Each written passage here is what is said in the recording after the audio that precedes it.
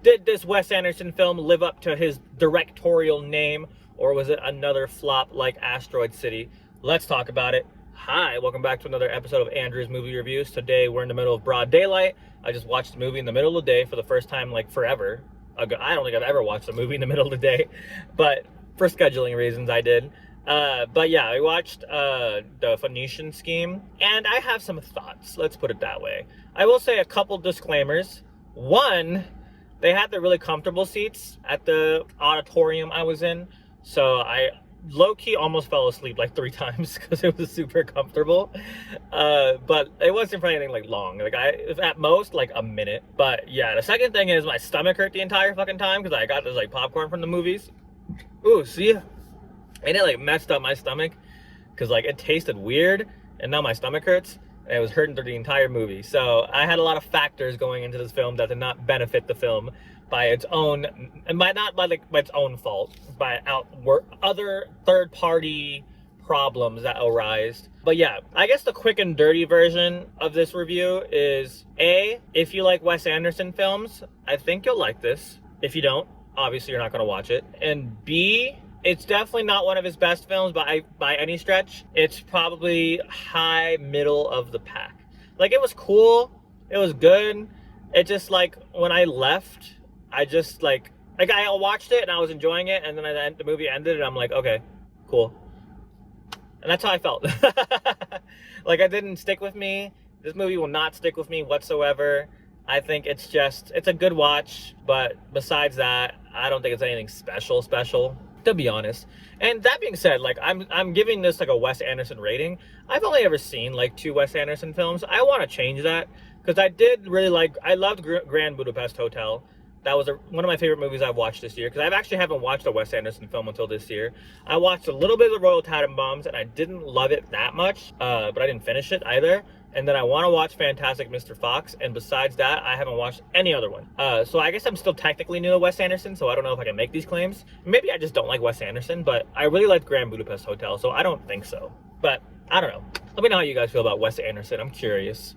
But yeah, I guess to give a number on this, I was like watching it, and I didn't even think about a review while watching it, and then I just like finished the movie, and I was like, okay, that was like 7.3, I think. Like, it was good, but it wasn't anything special.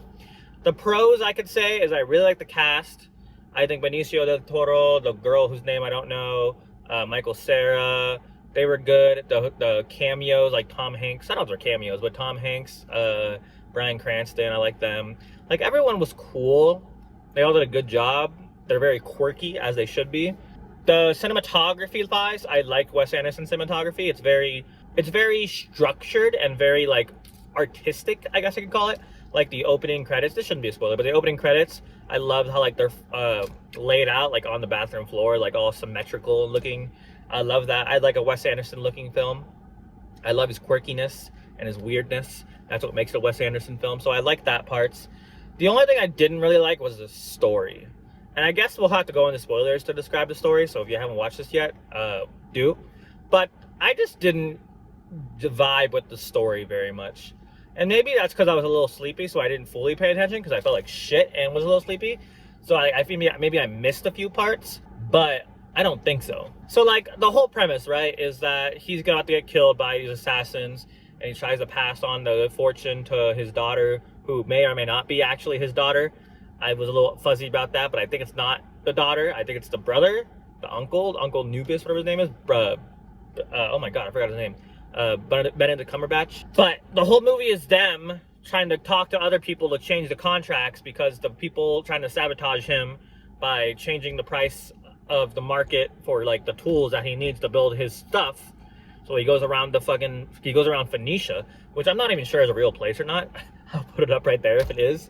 And then like they go around and do everything, and like no one ever agrees with him, but then things happen and then they agree.